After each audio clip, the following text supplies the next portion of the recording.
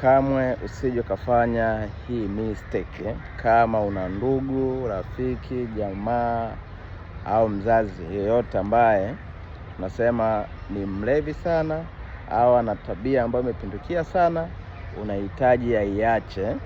Usije hata siku moja ukatumia dawa aina yoyote ya kumpa ili aache kunywa pombe, aache vilevi aina yoyote au aache tabia yoyote. Nachokushauri usimpe. Ni kwa nini nakwambia usimpe?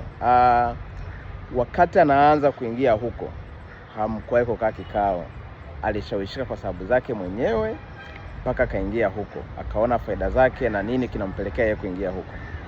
Hata wakati wa kuziacha, nachokushauri ili aziache, cha kufanya kikubwa kabisa ambacho tunapaswa kukifanya, wewe muulize kabisa amezamilia kutoka ndani ya moyo wake kuacha hiyo tabia, kuacha hizo pombe, kuacha hivyo vilevi. Akiwa amezamilia yeye sasa kutoka ndani yake, akatengeneza sababu ambazo zinatakiwa akome kabisa kuacha kunywa pombe, haina haja ya dawa kabisa.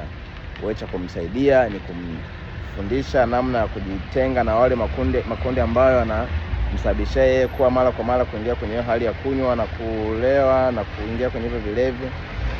Abadilishe lifestyle, abadilishe na vitu vingine. Ni rahisi sana kuacha, lakini nakuhakikishia kama utamtengenezea dawa na hajadhamiria kuacha, ni kitu sawa na bure. Hata acha, yani ni atakudanganya tu baadaye atarudi. Lakini tabia yoyote ukiamua mwenyewe kuiacha kutoka ndani ya moyo wako, ukatengeneza sababu kubwa za mashiko, ni unaacha bila dawa yoyote, bila mganga yoyote, bila muujiza wowote. Kila kitu kinaanzia ndani yako. Maamuzi yako wewe ndio unaweza kufanya tabia yoyote ikome.